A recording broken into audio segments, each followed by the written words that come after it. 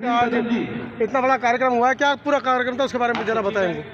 देखिए, बाबा साहब द्वारा गठित संस्था है दी बुद्धिस्ट सोसाइटी ऑफ इंडिया और शेड्यूल कास्ट वेलफेयर एसोसिएशन समता सैनिक दल, लोकेश कुमार जी, उसी से संबंधित लोकेश एक कुमार जी संस्था है डॉक्टर अम्बेडकर जन्मोत्सव कमेटी, जो प्रत्येक वर्ष 50 साल से डॉक्टर अम्बेडकर भवन से लेते हुए लाल किले से और मुकेश कुमार गौतम जी शोभा यात्रा निकालती है और बहुत बड़ी शोभा यात्रा होती है।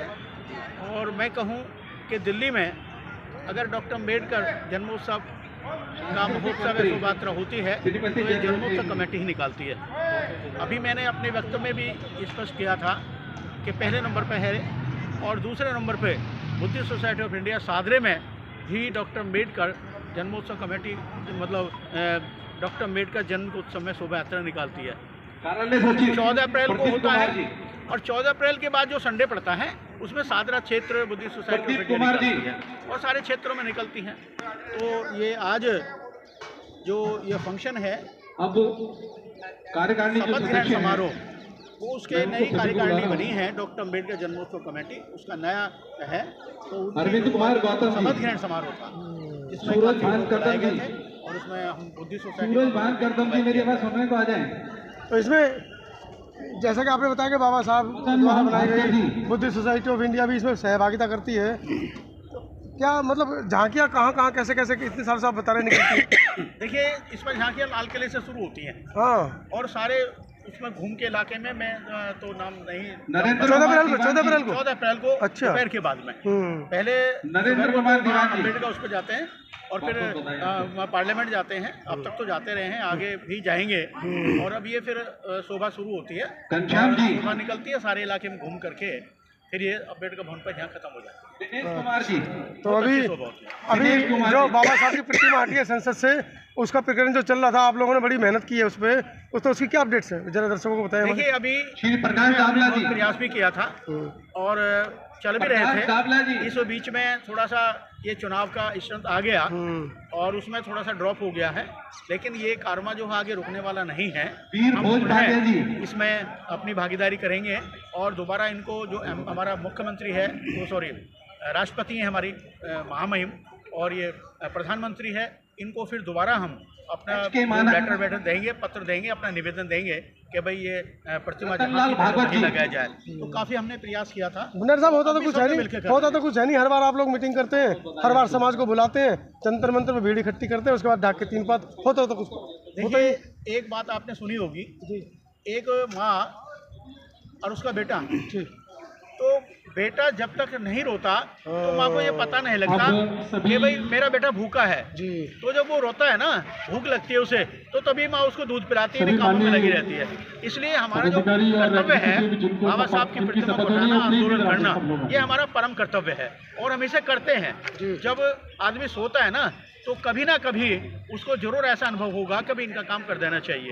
जब बाबा साहब की प्रतिमा लगी थी तो उसमें भी करीब 3 साल लगे थे, 3 साल और 3.5 लाख आदमियों ने उसमें अपना भागीदारी की थी, 3,65,000 के नियर अबाउट।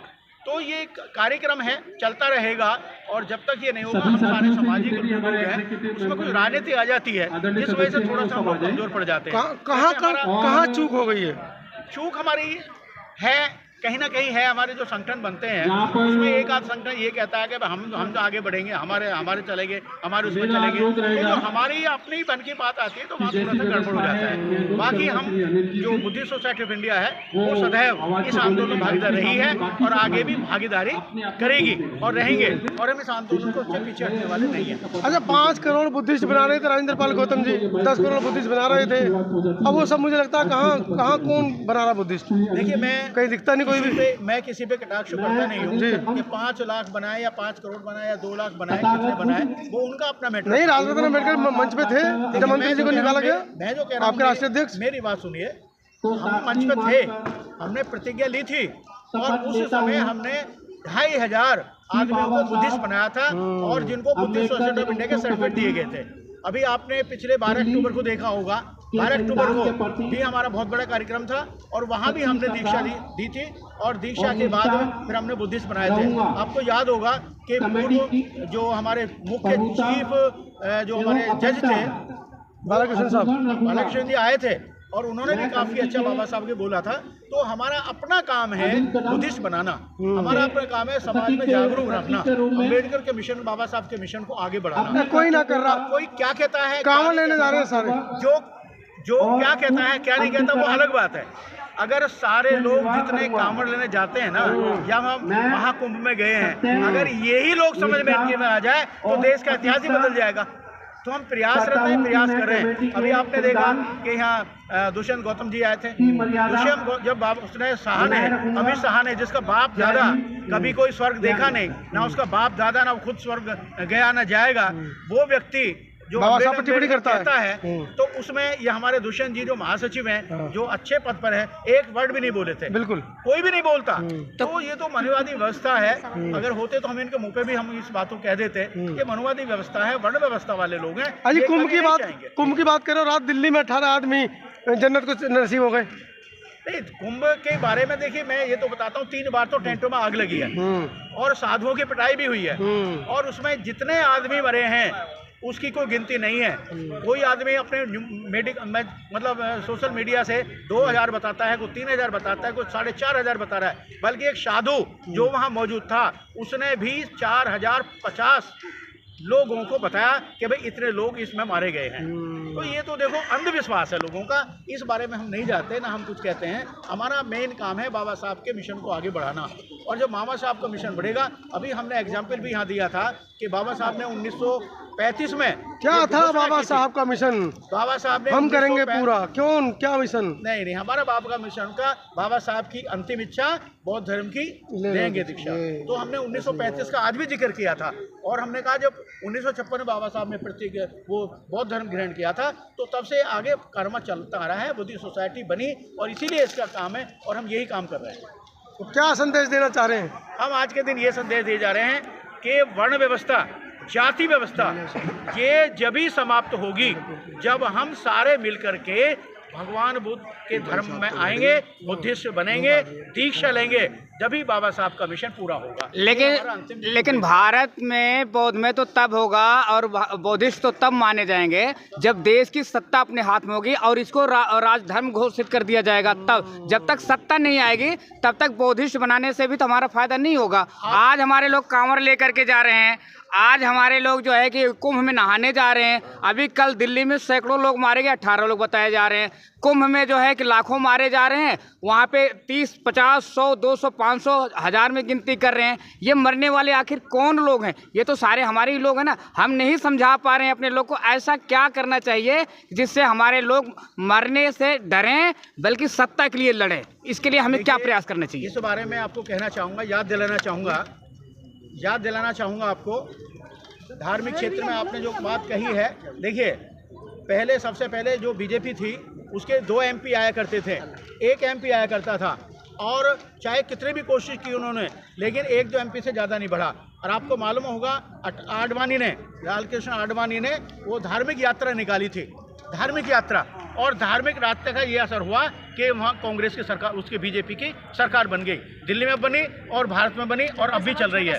तो ये मत कहिए कि राज सत्ता जब आएगी, राज सत्ता धार्मिक पहले है, पहले धार्मिक क्षेत्र में अगर हम सब इकट्ठे होंगे तो हम राज सत्ता प्राप्त कर सकते हैं। एक बात मैं आपको बताना चाहूँगा, जितने भी हम लोग हैं, जितने भी शेड्यूल कास्ट लोग हैं, आप अपने राजनीतिक इतिहास में आप अपने उसमें बुद्धिस्ट लिखा देंगे तो हिंदू की संख्या कम होगी, ये हिंदू अपने आप कांप जाएंगे। हम राज सत्ता तब लेंगे, पहले हमें यह न बना कि हमें बाबा साहब के मिशन को मानना है और हमें बुद्धिस्ट बनना है। बुद्धिस्ट बनने के बाद ही हम अपना अधिकार प्राप्त कर सकते हैं। आपने बिल्कुल सही कहा कि बीजेपी की कभी 1 और 2 सीटें आया करती थी, लेकिन आरएसएस की जितनी शाखाएं हैं उन्होंने पूरा जोर लगा दिया कि हमें भारतीय जनता पार्टी को हिलाना है। तो हमारी संस्थाएं क्यों नहीं बसपा के लिए आगे आती? अगर वो भी जोर लगा देंगी तो हमारा बौद्ध धर्म, जैसे आज हिंदूकरण ये कर रहे हैं ना, तो हमारा तो बौद्ध धर्म अवश्य फले फूलेगा। आपको ये भी पता है जब उत्तर प्रदेश में मौका मिला तो बौद्धों को ही आगे बढ़ाने के लिए बसपा सरकार ने काम किया था। तो हमारी संस्थाएं क्यों नहीं ऐसा करती? अगर वो अपनी पार्टी के लिए कर सकते हैं सारे संगठन इकट्ठे होकर के, तो हमें भी तो चाहिए ना। नहीं देखिए, मैं यहाँ किसी पार्टी पे या तो उसकी आक्षेप करूंगा और न मैं उस पार्टी की बात करूंगा। मैं किसी पार्टी की बात नहीं करता, लेकिन जो पार्टी बाबा साहब के मिशन को आगे बढ़ाने में, बुद्ध धर्म पे आगे बढ़ाने में कोई काम नहीं कर रही है, चाहे कोई भी हो, तो उससे काम नहीं चलता। तो मोदी जी भी तो पहले बात सुनिए।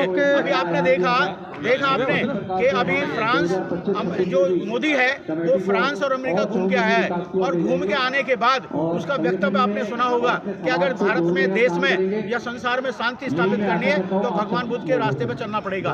इसलिए आपको चलना पड़ेगा और इसको मानना पड़ेगा, तभी हम आगे बढ़ सकते हैं, नहीं तो नहीं बढ़ सकते।